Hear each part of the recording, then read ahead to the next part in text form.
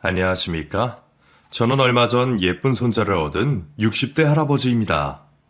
저도 이제 살 날보다 살아온 날이 더 많은 나이인 탓에 얼마 전까지만 해도 내 나이가 몇인지조차도 세고 있지 않았는데 손자가 태어나고 할아버지 소리를 듣다 보니 제 나이도 실감이 되네요. 100세 인생을 산다면 아직 30년도 더 남은 인생이지만 이미 젊은 시절은 다 보낸 제가 살 날이 앞으로 얼마나 남았을까 싶습니다. 지나간 세월이 아쉬우면서도 또 한편으로는 지금 누리는 이 행복과 경험들이 더없이 소중하게 느껴지곤 합니다. 하지만 사실 이 행복도 원래 제가 누릴 행복이 아니었습니다. 처음부터 남의 것이었고 내 가족이 아니고 내 아들이 아니었죠. 사실 제 아들은 제가 마음으로 품은 자식이고 제 손주 역시 저와 피 한 방울 섞이지 않은 남입니다. 그럼에도 아들은 저를 아버지라 부르고 저는 할아버지라 불리고 있습니다. 그래서 가끔은 감사함을 넘어 송구한 마음이 들기도 합니다. 가족이라는 것이 무엇이고 정말 피가 물보다 더 진한 것인지 저는 지금까지도 가족의 의미에 대해 깊이 고민하며 지냅니다. 그럼 제 이야기를 들으시고 여러분들도 저와 같은 고민을 나눠보시기를 바랍니다. 어릴 적 고생 얘기를 어디서부터 시작을 해야 할까요? 제가 태어났던 그 시절에는 전부 못 살았습니다. 물론 그 와중에도 잘 먹고 잘 사는 사람들은 어디에나 있지만 그때는 지금 평범하게 누리는 것들이 전부 귀했고 못 사는 사람들이 훨씬 많던 시절이었죠. 전쟁은 막 끝났지 먹을 것은 없지. 저희 부모님 역시 찢어지게 가난한 집에서 태어나시고 가진 것 하나 없이 살림을 꾸려 가정을 일구신 분들이셨어요. 요즘이야 자식 하나 낳는 것도 신중하게 생각해서 귀하게 키우지만 그때는 그런 게 없었습니다. 결혼했으니 낳는 것이고 저도 그중 하나였습니다. 위로 형을 두고 둘째 아들로 태어난 저는 늘 형의 그늘에 가려 부모님의 관심이나 애정을 받아본 적이 없었습니다. 부모님은 없는 살림에 뭐 하나라도 생기면 좋은 것, 귀한 것은 전부 형에게 해주었고 저는 그걸 먼 발치에서 바라만 보고 자라야 했습니다. 형은 집안의 가장이라며 할머니며 부모님이며 전부의 사랑을 받았던 사람입니다. 너무 오냐오냐 자라서 그런지 몸이 너무 약할 정도였죠. 어릴 적부터 몸이 약해서 없는 살림에도 약지어 먹이고 귀하게 키웠던 형은 장남으로서 나서서 하는 일이 없었습니다. 밑에 동생들 챙기는 일도 모두 제 몫이었고 아버지 농사일 돕고 허드렛 일 하는 것은 전부 제 몫이었습니다. 그럼에도 부모님은 늘 형만 아끼셨고 저는 하는 만큼 하면서도 무시당하고 구박받으면서 괜히 섭섭한 티도 내지 못했습니다. 둘째로 태어난 게 일이 서러울 줄은 누가 알았겠냐마는 그래도 그때는 가족을 위해 형을 위해 내가 희생하고 참는 것이 당연한 제 몫이라 생각하고 살 수밖에 없었고 원래 내 할 일이라 생각하며 묵묵히 견디는 수밖에 없었던 겁니다. 식구 많은 우리 집은 늘 끼니 한번 제대로 챙기기가 어려웠고 저는 20살 이전까지 쌀밥 한번 먹어본 적이 없었습니다. 어쩌다 흰쌀이 생기면 그건 전부 형의 몫이었지 제 몫은 아니었으니까요. 늘 옥수수나 보리나 섞어 먹던 탓에 한때는 흰쌀밥 원 없이 먹어보는 게 소원인 시절도 있었네요. 형편은 넉넉하지 못한데 식구는 많다 보니 그마저도 아껴 먹고 내 생일날에도 형 먼저 챙기시는 어머니 덕에 저는 늘 배불리 먹어보지 못했습니다. 그래서 체구도 작고 깡따구만 늘었나 싶기도 하네요. 그런 사정에 공부는 당연한 사치였습니다. 형이야 집안 일으켜야 할 장남이니 약한 몸에 약까지 먹어가며 계속 공부시킬 생각이셨지만 저는 중학교만 졸업하면 아버지 농사일을 배울 계획이었습니다. 나도 교복 입고 책보 들고 학교 다니고 싶었지만 제가 바랄 수 있을 만한 형편이 아니었죠. 그런 참에 어머니가 제게 생각지도 못한 말씀을 꺼내셨습니다. 저더러 남의 집 양자로 들어가라는 말씀이셨죠. 경보가, 너 그 집 가서 아들 할래?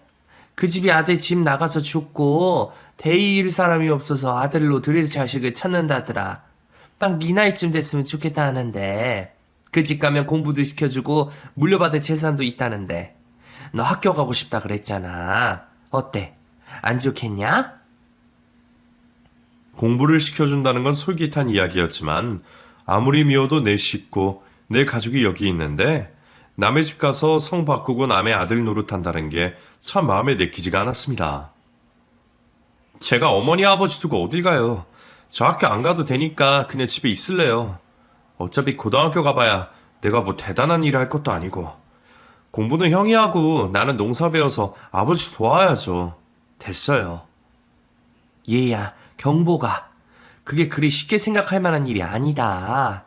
공부만 시켜준다는 거면 몰라도 자식 없는 그 집 가서 아들 노릇하면 나중에 그 집 재산 다 네가 받을 것인데 이것만 시켜준다면 무조건 해야 하는 일 아니겠냐? 우리가 너한테 뭐 물려줄 게 있는 것도 아니고 너 장가 갈 때 돈 한 푼 못 해줄 것인데 너를 위해서라도 우리를 위해서라도 가는 편이 좋지. 너무 쉽게 결정하지 말고 찬찬히 생각해봐. 제 걱정을 하시는 듯 했지만 결국 부모님이 바라시는 것은 제가 그 집에 가는 것이었나 봅니다.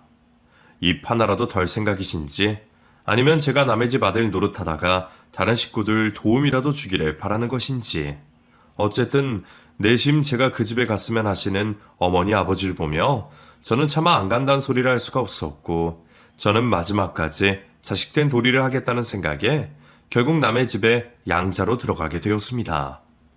그렇게 떠밀리듯 남의 집에 양자로 들어가 성을 바꾸고 그 집 자식 노릇을 하게 되었지만 생활은 제가 생각하는 것과 많이 달랐습니다. 가기만 하면 공부도 시켜주고 아들 대접해준다는 말과 달리 그 집에서는 저를 그리 반기지도 않았고 귀하게 여기지도 않았습니다. 그저 농사 짓는 집에서 일손 도울 아들이 없어서 아쉬웠던 건지 공부는커녕 하루 종일 일만 시키더군요. 그러다 보니 내가 이 집에 머슴살이 하러 온 것인지 정말 아들 노릇하러 온 것인지 모르겠지만 그래도 나중에 유산이라도 받을 생각에 저는 잘 알지도 못하는 그분들을 어머니, 아버지라 부르며 그 집 아들 노릇을 열심히 할 수밖에 없었습니다. 어떻게든 참고 버티긴 했지만 참 서러운 시절이었습니다. 중학교 다닐 나이면 나도 철이 들 만큼 든 나이라 생각했는데도 가끔은 지척에 계신 부모님이 그리워 달려가고 싶은 마음도 자주 들었고 가기 싫다고 버틸 걸 그랬다는 후회도 들었습니다. 우리 집보다는 훨씬 나은 형편에 밥 굶는 일은 없었지만 눈칫밥이 꽁보리밥보다 못하다는 것은 겪어보고서야 알게 된 일이었습니다. 그래도 저는 오로지 우리 부모님 생각해서 그 집에서 눈칫밥 삼키고 힘든 일과를 견뎌냈던 건데 제가 그 집에 아들로 들어간 지 겨우 2년 만에 죽었다던 그 집 아들이 살아 돌아왔습니다. 새벽부터 식구들을 깨우는 대문 소리에 제가 달려나가 문을 열었더니 나보다 몇 살 더 많아 보이는 웬 부랑자가 집 앞에 서 있는 겁니다. 자기는 거짓골을 하고 있으면서도 나를 남의 집에 든 강도 취급을 하는 것을 보니 그 사람이 누군지 알겠더군요. 어머니, 아버지, 나 왔어! 하며 부르는 소리에 안채에서 양부모님이 버선발로 달려 나오셨고 저는 그 꼴을 또 먼 발치에서 지켜볼 수밖에 없었습니다. 결국 저는 그 집 친아들이 살아 돌아왔다는 이유로 또 한 번 쫓겨나듯 그 집을 나가야 했고 집으로 돌아간 저는 친부모에게서도 환영을 받을 수 없었습니다. 어떻게든 좀 붙어있지. 어쩌자고 여기로 돌아왔대. 그 집에서 필요 없다는데 어떡해요. 그리고 공부시켜주고 잘해준다 그러더니 그것도 순 거짓입니다. 나 2년 동안 그 집 소먹이고 농사일하고 그런 것밖에 안 했어요. 그래도 이 악물고 버티면 유산이라도 물려받을 줄 알았더니 여태 일 한몫도 안 쳐주고 집에 들어가라 하대요. 어차피 아직 호적 정리도 안 했고 내가 진짜 그 집 자식도 아니니까 내가 거기서 어떻게 버티고 있겠어요. 그렇다고 이렇게 오면 우리는 뭘 어쩌겠냐. 이제 너 지낼 것도 없고 너 먹일 여력도 없는데 아이고 참 돌아버리겠네. 사실 저는 그렇게 쫓겨나면서도 내심 기뻤습니다. 드디어 집에 돌아가는구나. 마치 지난 2년간 남의 집에 머슴살이 하다가 드디어 풀려난 기분이었죠. 하지만 정작 가족들이 저를 반기지 않았습니다. 불과 2년 사이에 전부들 나를 잊어버린 건지 나를 두고 어색해하고 나를 객식구 취급하는 겁니다. 부모 형제들마저 나를 그리 대하는 걸 보고 서러워진 저는 결국 집을 나오게 되었습니다. 집에는 서울 가서 돈 벌겠다고 말하고 이른 나이에 고생을 자처하게 됐죠. 그렇게 저는 18살 나이에 서울에 올라가게 되었고 그 후로 서울에서 터를 잡기 위해 별 고생을 다해야 했습니다. 돈도 한 푼 없고 연고도 없고 갈 곳도 없는 떠돌이 신세이다 보니 뭐 얼마나 잘 살았겠습니까? 매일 배골고 춥고 서러운 생활을 하며 그냥 버티는 수밖에 없었습니다. 그래도 버티다 보면 어떻게든 사라질 거라 생각하고 닥치는 대로 일을 하며 살았습니다. 굳은 일은 마다하지 않고 시켜만 주면 열심히 하겠다며 키 작고 마른 몸으로 참 열심히도 살았습니다. 그때 고생하던 이야기를 다 늘어놓자면 한참 될 테니 더하진 않겠지만 돈 아낀다고 공장에서 쪽잠 자고 생판 모르는 남들이랑 여간방 나눠 쓰고 마음 편히 잠도 못 자고 먹지도 못하고 그 몇 년을 겨우 버텼습니다. 그래도 제가 말했지 않습니까? 제가 깡따구가 있다고. 그래서 여기저기 쥐어 터지면서도 끈질기게 버텨냈고 결국 그 험하다는 서울에서 자리를 잡아갈 수 있게 되었죠. 그러는 사이 어느새 저도 결혼할 나이가 되었고 일하던 곳에서 소개를 받아 한 여자를 만나게 되었습니다. 그저 밥 벌어 먹고 살 궁리만 하다 보니 연애는커녕 여자랑 말 한마디 나눠본 기억이 없었는데 20대 중반까지 그러고 혼자 있는 제가 불쌍해 보였는지 같이 일하는 지인이 장가라도 가라며 좋은 여자를 소개시켜 준 것입니다. 지난 일이니 하는 얘기이긴 하지만 그 사람이 그리 미인은 아니었습니다. 눈도 작고 코도 납작하니 사실 귀여운 구석은 별로 없는 인물이었죠. 하지만 그래도 저는 좋았습니다. 내 농담에 웃어줄 줄 알고 커피 뜨거우니 시켜 먹으라며 다정하게 해주는 말이 참 좋았습니다. 평생 부모에게서도 그런 대접 받지 못했던 저는 처음 느껴보는 누군가의 애정과 관심에 무척이나 행복했고 당장이라도 그 여자와 가정을 꾸리고 행복해지고 싶었습니다. 그렇게 만난 지 몇 달 만에 우리는 결혼을 하게 되었습니다. 저는 가족과 인연 끊고 지내니 고아나 다름없었고 그 사람은 일찍 부모님 돌아가시며 혈혈단신이었습니다. 둘 다 부를 가족도 없고 형편도 비슷한 사정이었던지라 결혼식이라는 것도 하지 않았습니다. 그냥 양장 빌려주는 사진관에 가서 그럴듯하게 사진 한 장 찍고서 결혼이랍시고 신혼살림을 시작하게 되었어요. 그래도 마냥 행복했습니다. 늘 사랑이 고프고 가족의 정이 고팠던 탓에 남들에게 받지 못하는 애정과 관심을 내 마누라, 내 자식에게 받아보고 싶었거든요. 처음에는 말 그대로 깨볶는 신혼이었고 무척 좋았습니다. 맨날 대충 찬밥 긁어먹던 신세에서 매일 저녁 찌개 끓여놓고 기다리는 아내가 있다는 것은 천지 차이였었죠. 퇴근길이 그렇게 기다려지는 것은 난생 처음이었습니다. 사실 저희 또래들이 다 그렇지 않습니까? 어려움 많이 겪고 살았던 탓에 별것 아닌 거에도 늘 감사하고 기뻐하고 그게 바라는 것 없이 또 가장 노릇하면서 묵묵히 살아가잖아요. 저도 그랬습니다. 그저 아내가 있다는 것이 감사했고 그런 아내와 시덥지 않은 얘기 나누며 매달 월급 봉투 가져다 주는 것이 제가 바라던 행복이었습니다. 하지만 그런 행복은 그리 오래가지 못했습니다. 내가 별말 안 해도 웃어주고 실수를 해도 이해해주던 마누라는 도망간 것인지 신혼 지낸 지 1년도 안 되어서 내 바가지를 긁기 시작하는 겁니다. 오늘은 찌개도 없어? 당신 장 안 봤어? 오늘 밥상에 먹을 게 너무 없네. 김치 있고 나물 몇 개 있으면 됐지 뭘 더 바래? 아니 왜 소리 지르고 그래? 요즘 너무 부실하니까 그렇지. 계란이라도 좀 부치든가. 그러지 이게 뭐야? 그런 게 먹고 싶으면 돈을 많이 벌어오든가. 맨날 쥐꼬리만한 월급 받아오는 주제에 지금 계란 내라는 소리가 나와? 근데 당신 요즘 정말 왜 그래? 내가 뭐 화를 냈어? 신경질을 부렸어?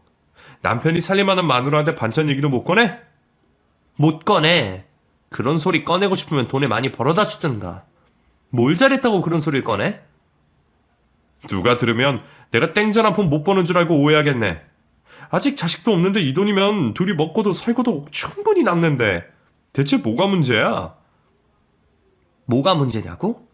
그래서 매달 이렇게 대충 먹고만 살면 되는 거야? 그래서 이런 좁아 터진 집에서 평생 살고 이런 데서 자식 키우려고? 당신이 결혼해서 가장 노릇을 하고 싶으면 더 나아질 생각을 해야지. 저축도 하고 있잖아. 여기 몇 년이나 살았다고 벌써 불평을 하고 그래. 나는 뭐 가지고 온 것 없어서 불평도 하면 안 된다 이 소리야? 당신 그런 말 하면 안 돼. 나 시집 오면서 당신이 나한테 뭐 하나라도 해줬어? 부릴 사람 없다고 결혼식도 안 하고 남들은 결혼바지 좋은 거 같은데 난 어디 갖다 팔지도 못하는 거 하나 해줘놓고 당신이 나 입으라고 옷이라도 사줬어. 보석이라도 들러줬어. 언제는 호갱시켜주겠다 그러더니 이게 사람 사는 꼬라지야? 아이고, 그래, 알았어. 돈 많이 못 벌어온 내가 죄인이다, 죄인. 내가 미안하다, 그래. 못 배우고 가진 것 없는 제가 아무리 열심히 살아봐야 삶이 얼마나 많이 나아지겠습니까? 그래봤자 거기서 거기였지만 그래도 저는 성실하게 살겠다고 노력했습니다. 하지만 아내의 눈에는 턱없이 부족했던 모양입니다. 그렇게 아내는 언젠가부터 그렇게 매일 돈을 더 벌어오라며 바가지를 긁기 시작했고, 그렇게 아내에게 시달리던 사이 아내가 임신을 하게 되었습니다. 결혼하고 몇 년째 아이 소식이 들리지 않아 저희도 걱정이 많았는데 지성이면 감천이라더니 하늘이 드디어 우리 뜻을 들어주신 거라 생각했습니다. 그리고 임신한 아내는 아이 때문이라도 저와 다시 잘 지내려 노력하는 듯 했죠. 덕분에 저도 더 이상 잔소리에 시달리지 않았고 곧 태어날 아이와 아내를 위해 뭐든지 하리라 마음을 먹었습니다. 아이의 출산을 기다리는 일은 결혼과는 또 다른 기쁨이었습니다. 세상에 나를 닮은 분신이 생긴다는 것이 얼마나 기대되고 설레는 일인지 겪어보신 분들은 모두들 아실 겁니다.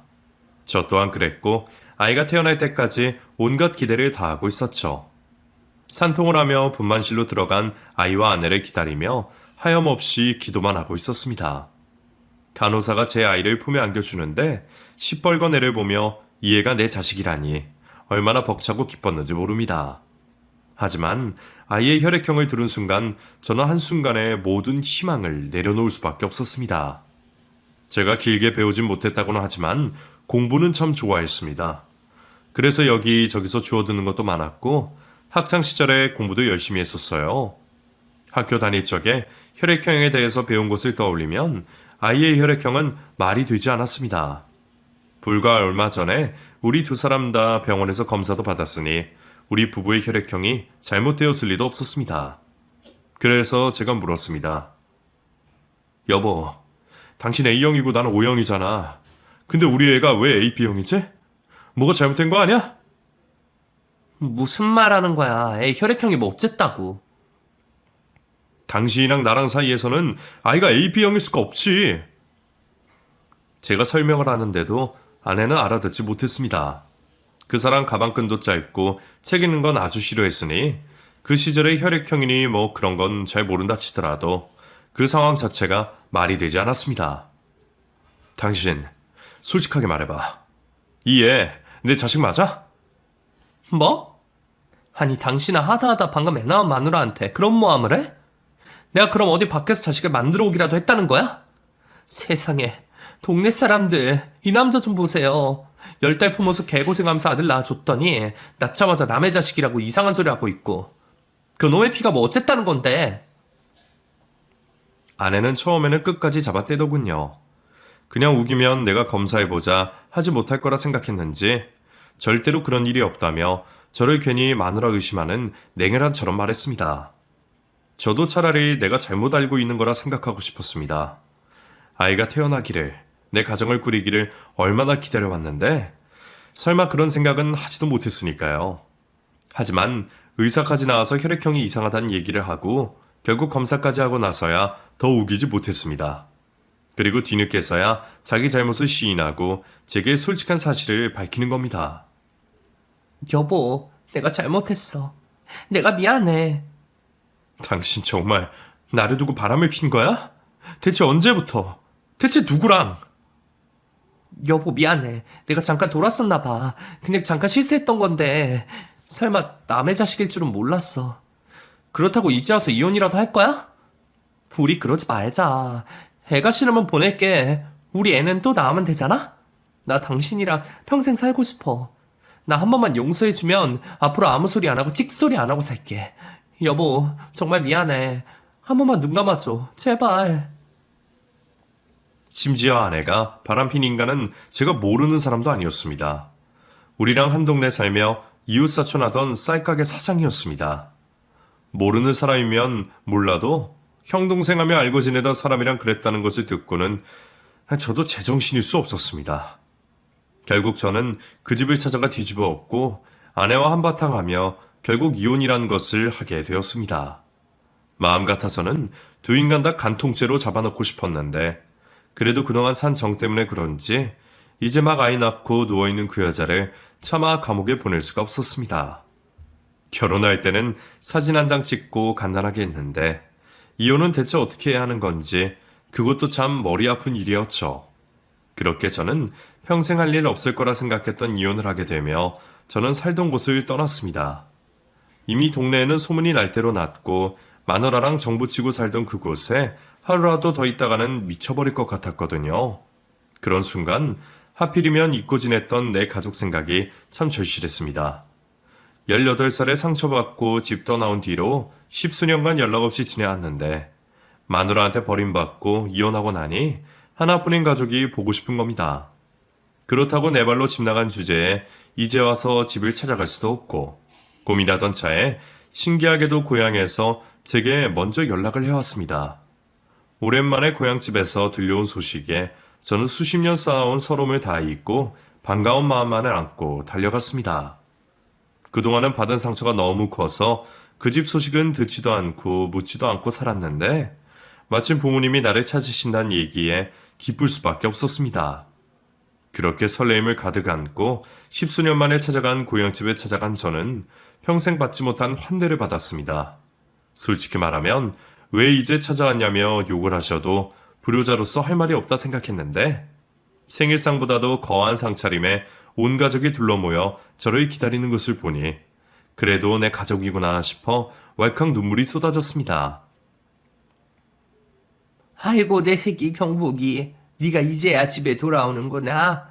네가 그때 그렇게 떠나버리고 우리가 네 생각을 얼마나 많이 했나 모른다. 이게 대체 얼마만이냐? 우리 보고 싶지도 않았냐? 죄송해요 어머니 아버지. 이렇게 반겨주실 줄 알았으면 진작에 찾아뵈었을 텐데 제가 이 집 식구가 아닐 것 같다는 생각에 철없이 방황하며 살았습니다. 그래, 우리가 네 마음을 모르겠니?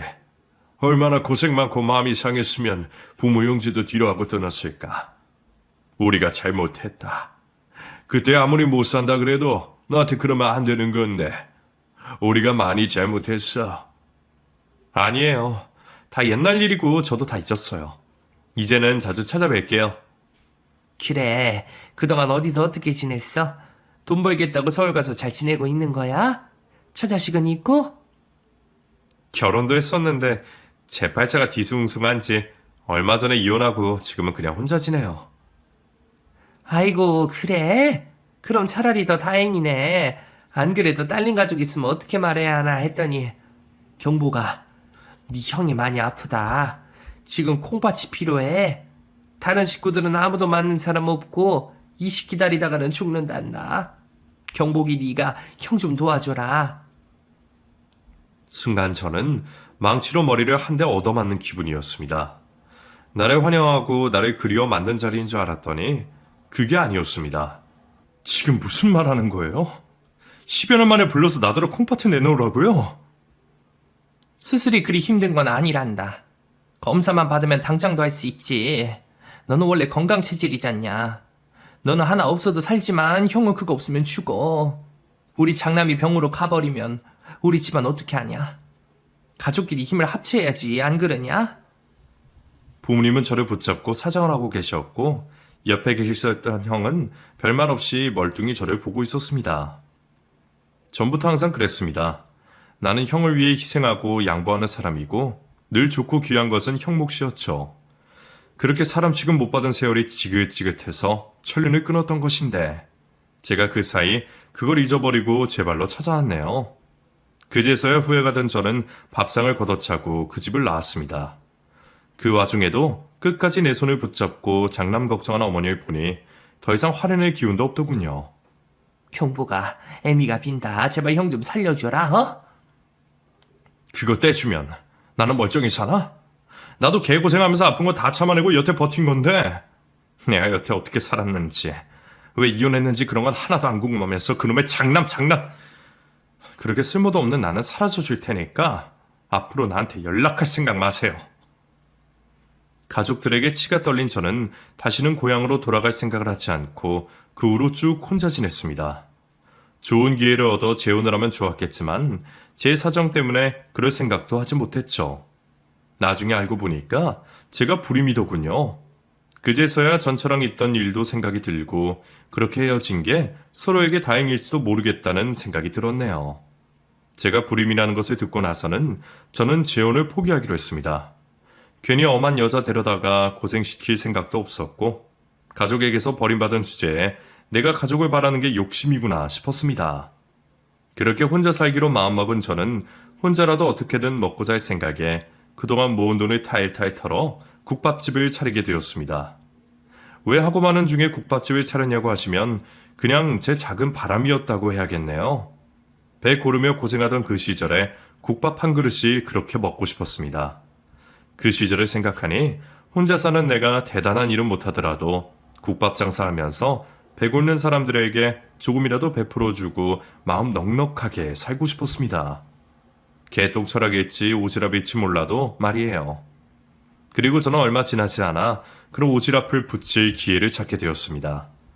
매일 새벽부터 가게에 일하며 밤늦게 들어가는 일상 중에 언젠가부터 근처에 어린애가 보이더군요. 원래 그 동네 아이는 아닌 것 같은데 이사를 왔던 건지 제가 시장 갔다가 가게 문 여는 시간이면 그 아이가 새벽 아침 이슬 맞으며 신문을 돌리고 있는 겁니다. 처음에는 애가 부지런하구나 그 정도만 생각했는데 낮이면 학교 가야 할 아이가 교복도 안 입고 낮에도 어디서 일을 하고 있고 저녁 늦게까지 돌아다니는 것을 보며 그때부터 이상하게 생각할 수밖에 없었습니다. 이제 겨우 열 몇 살 되어 보이는 학생이 어찌 나보다 바쁘게 다니는지 아이가 보통 아이처럼은 보이지 않더군요. 매일 길을 돌아다니는 그 아이를 눈여겨보게 된 저는 어느 날 우리 집 앞을 서성이는 그 아이를 불러 세우게 되었습니다. 식사 시간도 한참 지났는데 여태 밥을 못 먹은 건지 가게로 들어오지도 못하고 근처만 빙빙 도는 걸 보았죠. 예, 너 이리 와봐라. 예? 저요? 그래, 너 여기 근처 사는 애 맞지? 새벽에 신문 돌리고 몇 살이야? 16살인데요. 그럼 너 학교 다니는 아이 아니냐? 왜 학교도 안 가고 이러고 있어? 그냥요. 너 밥은 먹었냐? 안 먹었으면 이리 들어와라. 밥 먹자. 아이의 나이가 생각보다 많아서 좀 놀랐습니다. 보이기로는 더 어려 보였는데 아마 못 먹고 못 자란 게 아닌가 싶더라고요. 낯선 사람이 두려운지 말도 잘 못하고 쭈뼛 떼는 아이를 데려다가 따뜻한 국밥을 먹였습니다. 묻는 말에 대답은 잘 못하면서 국밥 말아주니 그건 또 잘 먹더라고요. 배가 많이 고팠는지 그 뜨거운 걸 쉬지도 않고 먹는 걸 보며 문득 제 옛날 모습이 떠올랐습니다. 남한테 기댈 줄도 모르고 도움 구할 줄도 모르고 그렇게 굶으며 살았던 그 시절이 떠올랐죠. 심지어 그때 내 나이보다도 어린 그 아이를 보니 차마 그 아이를 모른 척할 수 없었습니다. 저는 아이가 밥을 다 먹기를 기다리고 한참 뒤에 그 아이 사정을 듣게 되었네요. 알고 보니 그 아이는 참 딱한 아이였습니다. 다른 가족도 없이 아픈 어머니랑 단 둘이 지낸다는데 어머니가 병원에 계셔서 일을 못하시니 아직 학교 다녀야 할 그 아이가 어머니 대신 돈을 벌러 다닐 수밖에 없었죠. 어리다고 일을 잘 시켜주지도 않으니 그냥 이 일 저 일 하면서 겨우 생활비를 벌어 살고 있었답니다. 그렇게 해서 벌어봤자 자기 엄마 약값 내기도 빠듯하니 자기끼리 챙길 여유는 없었고 일하는 동안은 그냥 굶다가 저녁 다 되어서 엄마랑 병원밥 나눠 먹는 것이 하루 끼니의 전부라는 겁니다. 아이 엄마는 상황이 많이 안 좋은지 아이가 굶고 다니는 줄도 모르는 것 같았고 아버지는 태어나기도 전에 돌아가시고 다른 보호자도 없는 탓에 아이 혼자 그 고생을 감당하고 있었다는 겁니다. 어쩌면 나보다도 기구한 사연에 저는 주책맞게 그 앞에서 눈물을 훔칠 수밖에 없었습니다. 마음 같아서는 내가 그 아이한테 돈도 쥐어주고 어떻게든 도와주고 싶었지만 사실 저도 혼자 겨우 벌어먹고 사는 주제에 남을 도울 만한 여력은 없었습니다. 그래도 음식 장사하는 사람이니 그 아이 굶지 않게 정도는 해줄 수 있었죠. 너 앞으로 점심때마다 여기 와서 밥 먹어라. 저녁도 먹고 싶으면 먹고 가고. 내가 뭐 다른 건 못 해줘도 그 정도는 해줄 수 있으니까 앞으로 아무 때나 와서 언제든지 밥 달라 그래.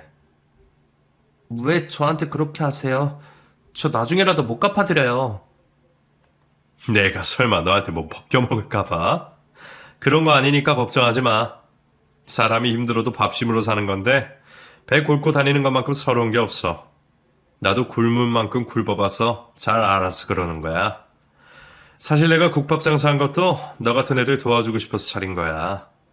내가 기부 같은 건 못해도 굶는 사람한테 밥은 대접할 수 있으니까. 나 조차가 하는 일이니까 부담 갖지 말고 와. 걔도 이래저래 마음고생을 많이 했는지 처음에는 내가 외상값이라도 달라 그럴까봐 걱정을 하는 겁니다. 그 모습을 보니 참 더 마음이 아프고 그래서 절대로 돈 받을 생각 없다는 각서까지 쓰고서 그 아이 밥을 먹이기 시작했습니다. 처음에는 눈치가 보이는지 많이 먹지도 못하고 그러는 것을 제가 혼내고 달래가며 억지로 밥을 먹였어요. 이놈아, 한참 그래가 그만큼밖에 못 먹어? 내가 네 나이 때는 밥에 3공기씩 먹었어. 우리 때는 없어서 못 먹었는데 너는 줘도 왜 못 먹어? 너 보니까 아직 키도 더 커야 되고 살도 쪄야겠는데 배불러도 좀 더 먹어. 그럼 제가 설거지라도 하고 갈게요. 창석아, 내가 너 부려먹자고 밥 주는 줄 알아? 네가 자꾸 그러면 내가 해주고도 욕먹는 거야. 나 정말로 너한테 바라는 거 없으니까 다른 소리 하지 말고 밥이나 먹어라. 감사합니다, 아저씨. 이 은혜 잊지 않을게요. 은혜는 무슨. 너 은혜 갚을 줄은 알아? 학교도 안 나온 놈이. 그나저나 너 학교는 그냥 그대로 안 다닐 생각이냐? 검정고시는 봤어? 아니요, 그냥 뭐 별 생각 없어요. 그러면 안 돼. 공부도 다 때가 있는 건데 아무리 네 사정이 빠듯하다 그래도 졸업장 있는 거랑 없는 거랑 천지 차이다. 학교 다닐 시간 없으면 검정고시라도 따놔. 아저씨가 책 사줄게. 그냥 밥만 먹이려 했는데 그 아이를 보다 보면 왜 제가 자꾸 겹쳐 보이는지 말이에요. 나는 형편이 안 좋아서 고등학교도 못 나왔지만 그 아이는 아니었으면 바랬습니다. 그래서 공부할 여력 없다는 그 아이를 붙잡고 매일 조금씩 공부를 시켜서 검정고시를 보게 했습니다. 그렇게 해서 미처 다 마치지 못한 중학교 졸업장도 따고 얼마 뒤에는 고등학교 졸업장까지 따게 되었죠. 애가 머리가 나쁜 것도 아닌데 형편 때문에 공부를 못하는 걸 보니 제가 사비를 털어서라도 도와주고 싶은 심정이었습니다. 그렇게 저는 그 아이를 제 아들처럼 생각하며 이래저래 챙겼습니다. 그놈 20살 되자마자 아이 어머니가 돌아가셨을 때에도 제가 장례까지 곁에서 지켰습니다. 아저씨, 저 이제 어떻게 해요? 저 엄마 없이 이제 어떻게 살아요? 저 진짜 죽을 것 같아요. 혼자 너무 무서워요. 장수가, 괜찮아. 괜찮아. 그리고 너 죽는다는 소리 함부로 하는 거 아니다. 네가 지금 이러고 있으면 너희 어머니가 얼마나 속상하시겠냐. 어머니 가시는 길이라도 편하게 해드려야지. 그리고 너도 이제 어른인데 혼자 살아도 살 생각을 해야지. 이러면 되겠냐? 곁에 엄마 때문에 그나마 버틴 건데 이제는 왜 살아야 하는지 모르겠네요. 이제는 너를 위해서 살아. 네 인생인데 너 위해서 살아야지. 그게 맞는 거 아니냐? 그리고 네가 왜 혼자야? 아저씨가 있지 않냐? 힘들어하는 그 아이를 보니 얼마나 마음이 아프던지요. 혼자라며 힘들어하는 아이의 그 마음을 제가 누구보다 잘 알았습니다. 그런 아이가 걱정되었던 저는 그 아이를 옆에서 더 챙겨주고 싶었습니다. 그렇게 제가 10년간 그 아이 밥을 먹이며 그 아이가 자라는 것을 봐왔습니다. 20살이 넘어 제대로 된 사회생활을 하고 연애를 하는 것도 전부 지켜봤죠. 그래봤자 저는 그냥 동네 국밥집 아저씨이고 우리 사이는 아무 사이가 아니었지만 저는 10년 사이 그 아이를 너무 애틋하게 생각했습니다. 그런데 그랬던 창석이가 어느 날 갑자기 사라지며 소식이 끊기면서 저는 큰 충격에 빠지게 되었습니다. 이제 다 큰 성인이니 어딜 가라도 이상한 것이 아니지만 나한테 소식도 없이 이사를 가버린 것을 보니 뭐라 말을 할 수 없는 기분이 드는 겁니다. 어쩌면 그 아이가 제게 도움을 받은 것이 아니라 제가 그 아이에게 도움을 받았던 건지 창서이가 사라진 뒤로 저는 깊은 상실감을 얻을 수밖에 없었습니다. 그렇게 몇 달이 지났을까요? 여전히 창석이 송식을 오매불망 기다리던 저는 국밥집 앞으로 회장님 차가 서는 것을 보게 되었습니다. 정겨운 그 동네에 전혀 어울리지 않는 고급 차종에 눈이 희둥그레치더군요. 대체 누구시길래 그런 차를 타고 우리 국밥집을 찾으신 건지 저는 궁금함에 가게 앞으로 뛰쳐나갔습니다. 그런데 기사가 문을 열어주는 그 차에서 내린 것은 다름 아닌 창석이었습니다. 너무 놀라 입을 떡 벌린 제게 창석이가 저를 이렇게 말을 하는 겁니다. 아버지, 국밥 한 그릇 말아주세요. 창석아, 이게 뭐냐? 이거 네 차야? 예, 자세한 건 안에 들어가서 말씀드릴게요. 우선 들어가서 얘기해요, 아버지. 그러게 창석이에게서 듣게 된 이야기는 정말 놀라웠습니다. 오래전 얼굴도 보지 못했던 창석이의 아버지는 사실 부잣집 외동 아들이었답니다. 그 집에서 창석이 어머니를 반대했고 둘은 결국 헤어지고 창석이 어머니 혼자 힘들게 창석이를 키웠던 것이죠. 창석이 아버지는 창석이가 태어난 줄도 모르고 죽어버렸답니다. 그렇게 대가 끊긴 그 집에서는 나중에서야 창석이의 소식을 알게 되었고 조부모님이 돌아가시면서 창석이에게 전 재산을 상속하고 가셨던 겁니다. 그래서 그거 정리하느라 연락을 못 드렸어요. 너무 잘된 일이다. 세상에. 아니 그래도 연락 정도는 해주지. 네가 갑자기 소식도 없이 사라져서 얼마나 놀랐는지 말이야. 내가 진짜 가족도 아니라서 널 찾을 방법이 없더구나.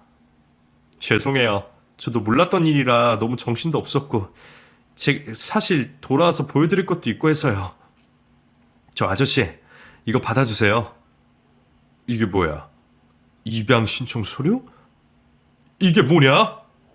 사실 그동안 아저씨가 저를 얼마나 아끼시는지 자식 이상으로 생각하신다는 것도 잘 알고 있었어요. 근데 제가 아버지가 없어 봐서 그런지 아버지라 부르는 것도 불편하고 정말 자식도 아닌데 괜히 패를 끼칠 수가 없었어요. 솔직히 그동안 챙겨주신 것만 해도 감사할 일인데 제가 뭐라고 아저씨 아들 노릇을 하겠어요. 근데 지금은 그래도 뭐라도 해드릴 수 있을 것 같아서 솔직하게 말씀드리는 거예요. 아저씨, 저 입양해주세요. 그 말을 듣고 무슨 말을 해야 할지 모르겠더군요. 사실 섭섭하지 않았다면 거짓말입니다. 내가 더 해주고 싶은 것을 늘 마다하는 창석이를 보면서 저는 결국 그냥 동네 아저씨일 뿐이라며 가끔 서운하기도 했습니다. 그런데 속으로는 나를 아버지처럼 생각했다는 창석이의 말을 들으니 창석이가 부자가 되었다는 얘기보다 그 소리가 더 반갑게 느껴지는 겁니다. 그리고 그렇게 직접 내미는 입양 서류를 보니 뭔가 말하지 못할 감정이 끓어오르는 기분이었습니다. 제가 내 아들인 줄 알았던 아이의 출산을 보던 그날의 기분과 비슷하더군요. 결국 제게는 아들이 필요했고 그 아이에게는 아버지가 필요했기에 그렇게 서로의 진심을 알게 된 저희는 더 지체하지 않기로 했습니다. 저희는 법적으로 진짜 부자 관계가 될 수 있었습니다. 하지만 사실 그 뒤로도 크게 바뀐 것은 없었습니다. 창서이가 저를 꼬박꼬박 아버지라 부르는 것 말고는 우리 관계는 이전과 변함이 없었어요. 어쩌면 오래전부터 이랬어야 했는데 이제서야 한 식구가 되어 감격스럽기만 했던 거죠. 그렇게 저는 그 후로도 지금까지 계속 국밥집을 운영하며 배고픈 사람들을 도왔고 창석이는 물려받은 재산으로 공부도 하고 사업도 시작하며 몇 년 전에는 결혼도 하고 자식도 낳았습니다. 사실 저야 잘한 것도 없고 후회할 일도 많기에 창석이 같은 아들이 생긴 것이 말도 안 되는 행운이지만 착하고 열심히 살아온 창석이는 그것들을 전부 받을 자격이 있는 아이였습니다. 그걸 잘 알기에 제가 옆에서 그 아이를 어떻게든 지켜주고 싶네요. 앞으로 우리 부자가 얼마나 더 오래 같이 지낼 수 있을지 모르겠지만 제가 다 늙어서 기력이 쇠하는 날까지 저는 제 아들에게 떳떳하고 자랑스러운 아버지가 되고 싶습니다. 그럼 여러분도 저희 부자를 응원해 주시길 바라며 이상으로 이야기를 끝내도록 하겠습니다. 감사합니다.